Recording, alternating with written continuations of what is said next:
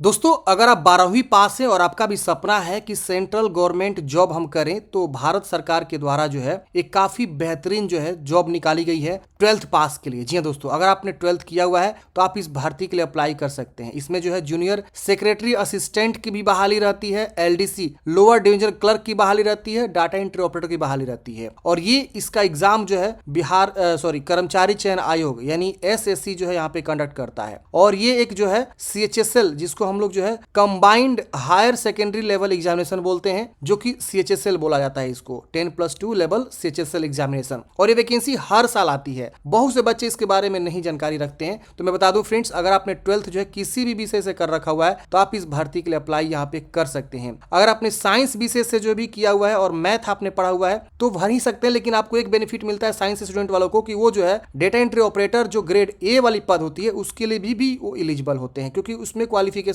Science विषय के साथ मैथमेटिक्स जरूरी होता है। तो चलिए समझते हैं पूरी इंफॉर्मेशन को कि इसका जो है एग्जाम कब होगा, कब से कब तक फॉर्म भरे जाएंगे, और आपका जो है सिलेबस के बारे में और एग्जाम पैटर्न के बारे में समझेंगे। इसके अलावा जो भी इंपोर्टेंट पॉइंट्स है वो सारा इंपोर्टेंट पॉइंट्स हम यहाँ पे आपको बताने वाले हैं। वीडियो को बस आपको लाइक कर देना है और वीडियो को लास्ट तक देखना है। फॉर्म फिलअप के रिगार्डिंग मैंने ऑलरेडी पहले ही वीडियो जो है जारी किया हुआ है, वो वीडियो नहीं देखे तो देख लीजिएगा और उस वीडियो को देख के आप फॉर्म को अप्लाई कर लीजिएगा, क्योंकि समय रहते फॉर्म भर लीजिएगा तो आपके लिए ही बेनिफिट रहेगा, क्योंकि लास्ट डेट पे काफी ज्यादा सर्वर स्लो हो जाती है। तो फॉर्म आपका 23 जून से लेकर 18 जुलाई तक आपका जो है चलेगा, और इसका लास्ट डेट देख सकते हैं 18 जुलाई ऑलरेडी यहाँ पे मेंशन किया गया। रात को 11 बजे तक आप फॉर्म भर सकते हैं। और यहाँ पे देखिए बोला गया last date and time for making online fee payment. मान लीजिए आपने जो है 18 जुलाई तक जो फॉर्म को सबमिट कर दिया, लेकिन आपका फी नहीं हो पाया, फी पेमेंट जमा नहीं कर पाए, तो उसको आप 19 जुलाई तक, मतलब एक दिन एक्स्ट्रा समय मिलेगा, आप पेमेंट जमा कर सकते हैं। अगर आपने फॉर्म भरने में कोई गलती कर दिया है तो आप यहाँ करेक्शन कर सकते हैं, जो कि 23 जुलाई से लेकर 24 जुलाई तक आपका करेक्शन चलने वाला है। और टायर 1 का जो इसका एग्जाम होगा, टियर 1 का कंप्यूटर बेस्ड एग्जाम होगा, जो कि आपका 8 सितंबर से 18 सितंबर तक आपका एग्जाम यहाँ पे चलने वाला है। फिर जो है टीयर 2 का एग्जाम चलेगा, इसका भी शेड्यूल है, जो कि फरवरी मार्च 2026 में चलने वाला है। तो आप लोग अभी से रणनीति बना लीजिए, फॉर्म भरने के बाद से तैयारी जोरों शोरों से स्टार्ट कर लीजिए, क्योंकि इसका एग्जाम जो हर हाल में सितंबर में तय है। और 10 दिन के अंदर आपका एग्जाम जो है कंडक्ट कर, मतलब 10 दिन में ये सारे एग्जाम खत्म हो जाते हैं। पूरा ऑल ओवर इंडिया में आपके एग्जाम सेंटर देखने को मिलते हैं। तो 8 सितंबर इसका जो है डेट यहाँ पे फिक्स कर दिया गया है। ऑलरेडी एसएससी ने कैलेंडर भी जारी किया था, तो यही डेट रखा गया था। अब इसमें जो पद होता है फ्रेंड्स, वो ग्रुप सी टाइप के पोस्ट होते हैं, और इसमें lower division clerk, junior secretary assistant, data entry operator जैसे जो है पद रहते हैं। और various ministries, department, offices of government of India, जितने भी गवर्नमेंट ऑफ इंडिया के ऑफिसेज होते हैं, उसमें जो data entry operator, junior secretary assistant या एलडीसी के जो पद होते हैं, वो सब यहाँ पे आते हैं।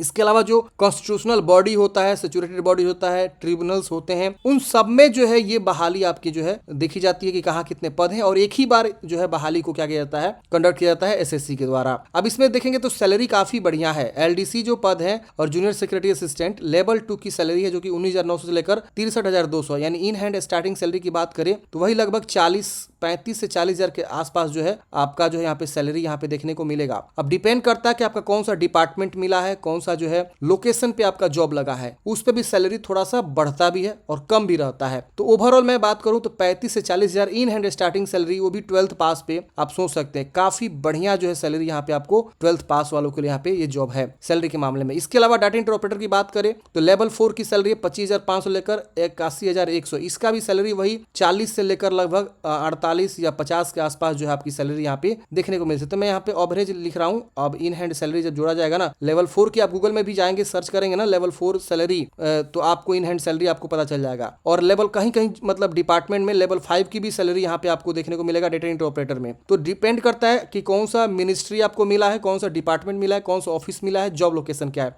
उसके ऊपर भी आपका जो सैलरी यहाँ पे वेरी करता है। फिर यहाँ पे ग्रेड ए की एक बहाली होती है डेटा एंट्री ऑपरेटर में, जिसमें भी लेवल 4 की सैलरी वही 40 से 45,000 के आसपास। बात करते हैं नंबर ऑफ वैकेंसी की, तो देखिए इस बार वैकेंसी जो है टेंटेटिव वैकेंसीज हर बार आती है, जिसमें 3131 पद इस बार अप्रोक्स रखे गए हैं। अब ये वैकेंसी हो सकता है कि इंक्रीज भी हो जाए, क्योंकि कई बार क्या होता है ना कि जब डिपार्टमेंट वैकेंसी मांगती है कि किस डिपार्टमेंट में कितने सीट खाली है, तो कभी कभी जो है लेट से भी वैकेंसी आती है कि यहाँ सीट खाली है। तो जो एसएससी के पास अभी तक मतलब कंफर्मेशन है इतनी वैकेंसी का इस डिपार्टमेंट में, तो उतनी वैकेंसी उन्होंने अभी निकाला हुआ है। हो सकता है है कि और भी बहुत सारे डिपार्टमेंट्स में वैकेंसी की जो है मांग की जाए तो वो यहाँ पे ही वैकेंसी को बढ़ा दिया जाएगा। तो कभी कभी आपने देखा होगा कि एसएससी जो है जीडी के वैकेंसी निकाला हुआ है और 6 महीना बाद जो वैकेंसी उसी में इंक्रीज कर दिया, एग्जाम होने के बाद भी वैकेंसी इंक्रीज हो जाती है। तो आप लोग फॉर्म जरूर भरिए, नंबर ऑफ पोस्ट मत देखिए कि बहुत कम है, ठीक है ना, वैकेंसी कभी भी इंक्रीज की जा सकती है। बात करते हैं नेशनलिटी की, तो यहाँ पे इंडियन सिटीजन फॉर्म भर सकते हैं, नेपाल सिटीजन भी फॉर्म भर सकते हैं, भूटान सिटीजन भी यहाँ पे फॉर्म को अप्लाई कर सकते हैं। इसके बाद बात करते हैं फ्रेंड्स एज लिमिट की, तो आपका एज जो है 1/1/2026 तक गणना किया जाएगा, जिसमें बोला गया है कि न्यूनतम उम्र 18 वर्ष और मैक्सिमम उम्र 27 वर्ष यहाँ पर रखा गया है। लेकिन अपर एज में भी छूट मिलेगा, जैसे यहाँ पे देखिए 2/1/1999 से लेकर 1 अगस्त 2008 के बीच आपका डेट ऑफ बर्थ है, या इस दिन भी आपका डेट ऑफ बर्थ है तो फॉर्म भर सकते हैं। लेकिन ये जनरल कैटेगरी के लिए है, इसके अलावा जो है ईडब्ल्यूएस कैटेगरी के लिए। लेकिन अगर कोई SC ST है, अगर उनका उम्र 27 वर्ष से ज्यादा हो चुका है तो वो अपना एज में छूट ले सकते हैं। फॉर्म भरते समय वहां पे एज रिलैक्सेशन में यस करना होगा, आपको 5 साल का छूट मिल जाएगा। तो 27 में 5 और जोड़ेंगे तो यहाँ पे आपका 32 वर्ष हो जाएगा, यानी SC ST का उम्र सीमा कितना हो जाएगा 32 वर्ष, OBC का उम्र सीमा कितना हो जाएगा 3 साल का छूट मिलेगा तो 30 वर्ष हो जाएगा। तो ये आपको ध्यान रखना है कि आप एलिजिबल है अगर आपका उम्र एक्सपायर हो गया है उसके बावजूद भी, क्योंकि आपको एज में छूट मिल रहा है। और भी कैटेगरी वाइज भी यहाँ पे देखेंगे तो और भी, जैसे कि विकलांग को, इसके अलावा एक्स सर्विसमैन को, इसके अलावा डिफेंस पर्सनल को देख रहे ना, तो विडो को, जो वुमेन होते हैं, महिला डिवोर्स होते हैं, उनको भी यहाँ पे छूट देखने को मिलता है। अपर एज में अपने अकॉर्डिंग देख लेंगे। अब देखिए बात आती है एजुकेशनल क्वालिफिकेशन की, तो मैंने आपको स्टार्टिंग में ही बताया कि 12th आपने किसी भी विषय से पास आउट किया हुआ है तो आप इस भर्ती के लिए अप्लाई कर सकते हैं, कोई दिक्कत नहीं होने वाला है। लेकिन यहाँ पे एक पद है जिसको मैं बताता हूँ, यहाँ पे उसमें जो है आपका यहाँ पे क्या होना चाहिए, तो मैथमेटिक्स होना चाहिए। देखिए यहाँ पे मैथमेटिक्स होना चाहिए, साइंस स्ट्रीम से जो पढ़ाई किया हुआ है और मैथ विषय पढ़ा हुआ है तो यहाँ पे फॉर्म को अप्लाई कर सकता है। किसके लिए, डेटा एंट्री ऑपरेटर और data entry operator grade A के लिए। लेकिन अगर कोई बंदा मान लीजिए साइंस नहीं पढ़ा है तो वो सिर्फ इस पद के लिए एलिजिबल नहीं है, बाकी जो LDC है, JSA है या नॉर्मल जो डेटा एंट्री ऑपरेटर होता है उसके लिए वो जो है यहाँ पे अप्लाई कर सकता है। और यहाँ पे जो ये डेटा एंट्री ऑपरेटर जो पद है वो सिर्फ जो है कुछ डिपार्टमेंट और कुछ मिनिस्ट्रीज में ही मेंशन किया गया है। पैराग्राफ 8.1 में ही आपको मेंशन किया गया है कि ये आप देख सकते हैं यहाँ पे कुछ मिनिस्ट्रीज, कुछ डिपार्टमेंट में जो है यहाँ पे देखिए यहाँ पे किसमें मांगा जा रहा है, तो ministry of consumer affairs, food and public distribution और मिनिस्ट्री ऑफ कल्चर के जो मतलब वैकेंसीज है उसके अंदर स्पेशली 12th साइंस मैथमेटिक्स चाहिए तो आप डेटा एंट्री ऑपरेटर के लिए अप्लाई कर सकते हैं। बाकी जो डिपार्टमेंट है उन सब में आप data entry operator LDC JSA में एलिजिबल रहते हैं। तो आपको इतना ज्यादा इसमें टेंशन नहीं लेना है। जब फॉर्म भरेंगे ना तो वहां पूछेगा कि क्या आपने जो है 12th में जो है साइंस विषय के साथ मैथमेटिक्स भी पढ़ा हुआ है, बस आपको वहां यस कर देना है या नो कर देना है। अगर आप पढ़े तो यस करेंगे, नहीं पढ़े तो नो कर देना है, उससे कोई दिक्कत नहीं होने वाला है। सिर्फ आपका 2 मिनिस्ट्री का जो है जॉब समझिए, मतलब आप अगर मैथ साइंस से नहीं पढ़े तो 2 मिनिस्ट्री का जॉब जो है आप यहाँ स्किप कर रहे हैं, बस इतना ही। बाकी सभी मिनिस्ट्री, बहुत से मिनिस्ट्री होते हैं इसमें, बस वही 2 आप मिस करेंगे, बाकी आप सबके लिए एलिजिबल रहते हैं। तो यहाँ पे साफ साफ लिखा गया कि 12th स्टैंडर्ड होना चाहिए। इसकी इक्विवेलेंट भी अगर आपने किया हुआ है, मतलब अगर आपने डिप्लोमा भी किया हुआ है तो भी आप एलिजिबल होते हैं, जो 3 साल वाला यहाँ पे डिप्लोमा होता है। 1/1/2026 के पहले आपका जो है एसेंशियल क्वालिफिकेशन कंप्लीट हो जाना चाहिए, ये कट ऑफ डेट यहाँ पे रखा गया है। बात करते हैं एप्लीकेशन फी की, तो मात्र 100 रुपए आवेदन शुल्क लगता है। वो भी किसको, तो जनरल, OBC और EWS को। अगर कोई SC ST है, एक्स सर्विसमैन है, विकलांग है या अगर कोई महिला हो, भले वो किसी भी कैटेगरी से आती हो, उनको कोई भी आवेदन शुल्क यहाँ पे नहीं लगता है फॉर्म भरने के लिए। और आप जो है एप्लीकेशन फी 19 जुलाई 2025 रात को 11 बजे तक कर सकते हैं। करेक्शन विंडो 23 जुलाई से लेकर 24 जुलाई तक आपका चलेगा। और इसका जो है आप देख सकते हैं मॉडिफिकेशन के लिए आपको क्या क्या मॉडिफिकेशन कर सकते हैं, यहाँ पे सारी जानकारी आपको दिया गया है। और यहाँ पे मॉडिफिकेशन चार्ज भी आपको 200 रुपये लग जाते हैं। तो फॉर्म भरने से पहले सोच समझ के भरना है, हर एक स्टेप को वेरीफाई करते हुए फॉर्म भरना है ताकि आपसे गलती न हो, ताकि आपको करेक्शन न करना पड़े। एग्जामिनेशन सेंटर आपको 3 प्रीफरेंस देना होता है। जब आप फॉर्म भरेंगे तो पूछेगा आप अपना एग्जाम सेंटर कहाँ रखना चाहते हैं, 3 प्रीफरेंस आपको यहाँ पे देना होता है। और इसमें आपका जो है देखिए स्कीम ऑफ एग्जामिनेशन Tier 1 और Tier 2 2 एग्जाम होते हैं। और इसके बाद से एक आपका स्किल टेस्ट होता है जिसको हम लोग टाइपिंग बोलते हैं। अब टाइपिंग का भी मैं जानकारी अभी दे दूंगा, कितना आपको टाइपिंग होनी चाहिए वो भी मैं आपको बता देता हूँ। अब इसमें जो है आप कंप्यूटर बेस्ड एग्जामिनेशन होता है और यहाँ पे इसका आंसर की भी जारी होता है। अगर आपको कुछ क्वेश्चंस में डाउट्स हैं तो आप चैलेंज भी कर सकते हैं। इसके अलावा जो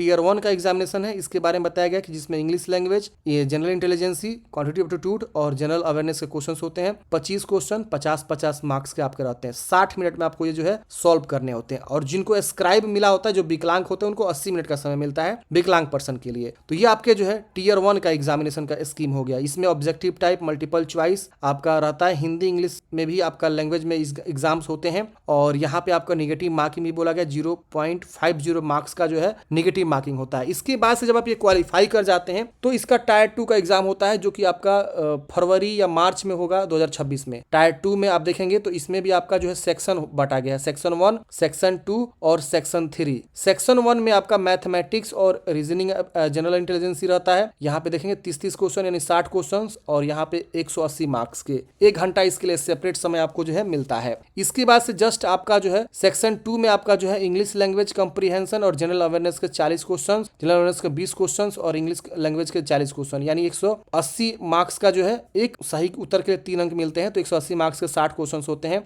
और इसको भी आप देखेंगे तो ईच सेक्शन यहाँ लिखा हुआ है 1 घंटे आपको यहाँ पे दिए जाते हैं। इसके बाद आता है फ्रेंड्स यहाँ पे आपको जो है सेक्शन 3, इसमें कंप्यूटर नॉलेज की टेस्ट होती है जिसमें 15 क्वेश्चन रहते हैं 45 मार्क्स से। इसमें आपको जो है क्या होता है 15 मिनट समय अलग से मिलते हैं। इसके बाद आता है फ्रेंड्स यहाँ पे सेक्शन 4 जो कि स्किल टेस्ट या टाइपिंग टेस्ट जिसको बोलते हैं। अब इसमें देखेंगे part A skill test for DOs in department mention paragraph 8.1। तो इसमें आपको 15 मिनट का समय मिलता है अगर पार्ट ए यहाँ पे आपका होता है। पार्ट बी में भी ये देखेंगे यहाँ पे जो कि बोला गया 15 मिनट का यहाँ पे जो है आपका स्किल टेस्ट। फिर पार्ट सी होता है जिसमें एलडीसी और जीएसए का होता है 10 मिनट का इसमें आपको समय मिलता है। तो ये आपका सेक्शन रहता है। इसके बाद से यहाँ पे आपको जो है कुछ और भी इंफॉर्मेशन दिया गया कि सेक्शन 1 से सेक्शन 2 से फिर यहाँ पे सेक्शन 3 में क्या रहता है, सेक्शन 4 में क्या रहता है। तो यहाँ पे आपको डिस्क्राइब करके लिखा हुआ है और यहाँ पे आपको टेबल में बना के लिखा हुआ है, तो आप इसको भी देख सकते हैं। तो आपको यहाँ पे समझ में आ गया। तो इस तरह से आपको क्या करना है फ्रेंड्स, जो है एग्जाम में पूरा जो है इंफॉर्मेशन दिया गया है। अब यहाँ पे स्किल टेस्ट के बारे में बात कर लेते हैं। तो स्किल टेस्ट देखेंगे पार्ट ए में बताया गया कि आपका स्किल टेस्ट जो है किस प्रकार से होगा, क्या स्पीड रहेगी, सब चीज यहाँ पे आपको दिया गया है। पार्ट बी में आपका जो है क्या क्या रहता है। फिर आपका जो है पार्ट सी के लिए अगर स्किल टेस्ट के लिए क्वालिफाई होते हैं तो पार्ट सी से आपको क्या क्या क्वेश्चन आते हैं। तो देखिए आपको यहाँ पे देखिए ध्यान देना, यहाँ पे इंग्लिश मीडियम अगर कोई बंदा चूज करता है, जैसे आप फॉर्म भरेंगे तो आप पूछेगा कि क्या आप अंग्रेजी में टाइपिंग टेस्ट देना चाहते हैं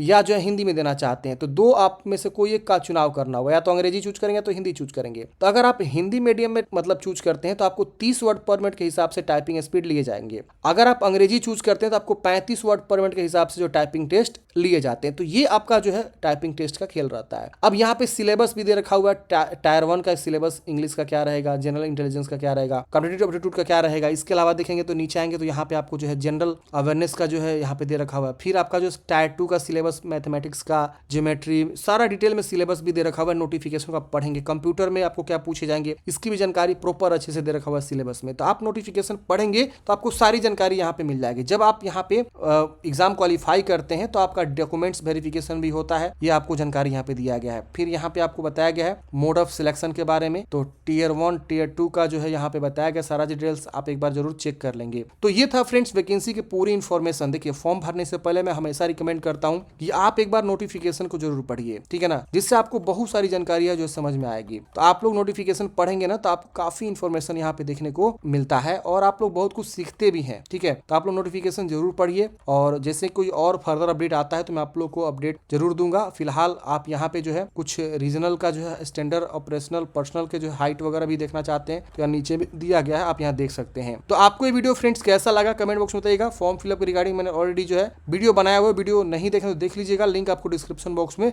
देखने को मिल जाएगा। थैंक यू फॉर वॉचिंग, जय हिंद।